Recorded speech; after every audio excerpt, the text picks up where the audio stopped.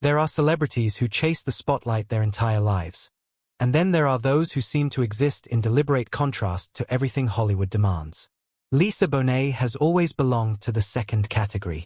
But since her separation from Jason Momoa, something has shifted in ways that are difficult to ignore and even harder to explain using the usual language of celebrity breakups. This is not a story about heartbreak or reinvention in the conventional sense.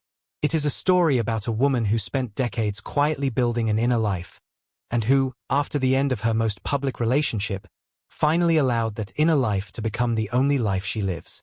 The result has caused genuine conversation among those who watch closely, not because it is dramatic, but because it is the opposite of dramatic in a world that runs on chaos. To understand what Lisa Bonet's transformation means today, you have to understand where she began and, more importantly, what she was never willing to become. Born in San Francisco on November 16, 1967, and raised in Los Angeles, Lisa grew up as the only child of her mother after her parents separated when she was young. Her father was of Ashkenazi Jewish descent and her mother was an African-American opera singer, and that blend of cultures and artistic backgrounds shaped Lisa's sensibility in ways that would later confuse an industry that prefers its stars to be simple and easily categorized. She grew up in a neighborhood where she often felt like an outsider, navigating the complex social terrain of identity, race, and belonging long before those conversations became mainstream. That early experience of not quite fitting anywhere gave her something most child actors never develop: a strong internal compass that did not depend on external approval. When she stumbled into acting through a friend's invitation to a local class, it was less a career calculation and more a discovery that performance offered a space where her differences could exist without apology.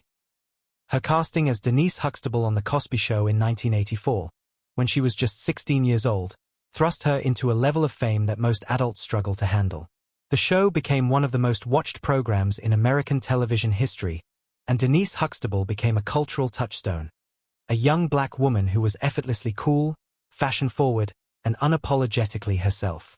Lisa embodied that character with ease because in many ways it was not a stretch. The warmth, the individuality, the quiet refusal to conform were already present in her. But the character was also a cage, and Lisa felt the bars tightening before most people even noticed they existed. What happened next became one of the defining stories of Lisa Bonet's career, not because it was scandalous, but because of what it revealed about the entertainment industry's relationship with young women and the personas it builds around them. In 1987, while still a cast member on The Cosby Show, Lisa accepted a role in Alan Parker's psychological thriller Angel Heart alongside Mickey Rourke. The film was dark, mature, and deeply unsettling in the best tradition of psychological horror. It also contained explicit content that sat in absolute opposition to the wholesome image of the Huxtable family. The backlash was immediate, fierce, and heavily gendered. Critics and commentators focused less on her performance and more on what they described as a betrayal of the character America loved. The underlying message was clear: Lisa Bonet did not belong to herself. She belonged to the image that television had created around her, and any deviation from that image was treated as a personal offense to the public. But Lisa did not apologize. She did not hold a press conference to explain her artistic choices or seek forgiveness from producers. She was remarkably composed in interviews, noting that film and television required different kinds of courage and that she owed her growth to herself, not to a fictional character's reputation. That composure was not arrogance. It was self-possession, a quality that is often mistaken for coldness in women who refuse to perform remorse on demand. The consequences within the industry were real. Her relationship with The Cosby Show became increasingly strained, and she eventually departed. A spin-off series built around her character faced behind-the-scenes tensions that culminated in her exit after she became pregnant. The public narrative around her departure was unkind, painting her as difficult when in truth she was simply unwilling to make herself smaller to fit inside a frame that had already been outgrown. She was barely 20 years old when all of this unfolded, navigating motherhood, professional pressure, and public judgment simultaneously. The daughter she welcomed, Zoe Kravitz, would go on to become one of the most acclaimed actresses of her generation. But in those early years, motherhood reshaped Lisa's relationship to ambition in ways that Hollywood could not accommodate and did not try to understand. Following the turbulence of her early career, Lisa Bonet made a choice that Hollywood consistently misreads in women who make it. She pulled back.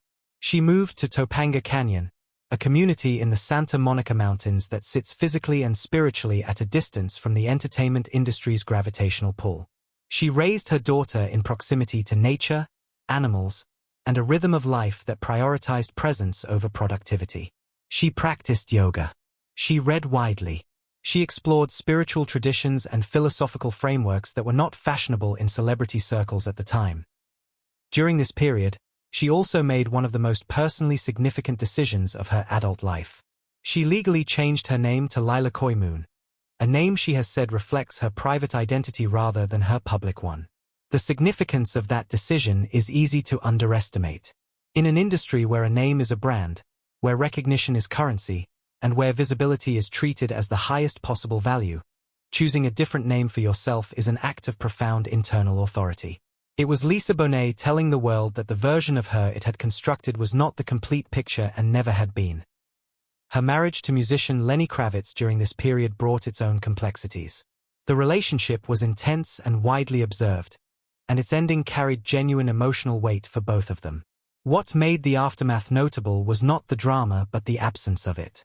Lisa and Lenny chose to co-parent collaboratively, maintaining a relationship of mutual respect that would later prove foundational for their daughter's upbringing. Lenny Kravitz has spoken warmly about Lisa throughout the years since, and their continued closeness became one of the more quietly remarkable facts about both of their lives. Lisa's acting career during these years was intentionally sparse. She took roles that interested her creatively rather than roles that would maximize her visibility or rebuild the commercial profile she had allowed to recede. She appeared in films and television projects that carried substance, but she never staged a comeback. She never mounted the public campaign of rehabilitation that the industry expects from those who have stepped away. The concept of the comeback implies that absence was a failure to be corrected. Lisa seemed to operate under an entirely different understanding, that absence chosen intentionally is not failure but direction. When Lisa Bonet met Jason Momoa, he was not the globally recognized figure he would later become. Their meeting at a jazz club in Los Angeles was, by most accounts, genuinely private, the kind of encounter that exists before fame turns every moment into a potential story. He was younger than her, drawn to her presence in a way that he later described as long-standing admiration transformed by real proximity.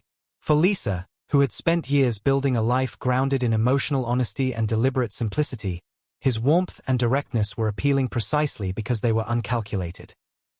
They built their relationship slowly, away from the mechanisms of celebrity culture that can corrupt intimacy before it properly forms. When they eventually formalized their union, it was in keeping with their approach to everything, understated, intentional, and resistant to performance. They welcomed 2 children together, Lola and Nicole Wolf, and created a blended family that included Zoe Kravitz in a configuration that many observers described as genuinely functional and warm. Lenny Kravitz's ease within that extended family dynamic added another layer of unusual grace to the situation. For a period, the picture looked like something rare in celebrity culture, a family built on emotional intelligence rather than image management. Jason Momoa was openly devoted in interviews, describing Lisa in terms that communicated genuine reverence. And Lisa, in the limited moments she spoke publicly about her personal life, used language that centered on partnership, shared values, and the kind of safety that only arrives when you stop needing to perform for the people closest to you. But life moves, and people move within it at different speeds and in different directions. As Jason Momoa's career accelerated dramatically with his role in the Aquaman franchise and his elevated status as one of Hollywood's most recognizable leading men, the pace of his life became something fundamentally different from the stillness Lisa had cultivated over decades. Long filming schedules, global press tours, and the relentless machinery of franchise stardom created a way of living that was structurally incompatible with the quiet, rooted existence Lisa had built and continued to protect. In January 2022, Jason Momoa and Lisa Bonet announced their separation in a joint statement that was notable for its tone. There were no recriminations, no hints of betrayal, no carefully constructed villain. The language was careful and human, acknowledging change without assigning blame for it. Court documents filed later indicated that the emotional separation had preceded the public announcement by a significant margin, which is consistent with how Lisa has always approached major life decisions.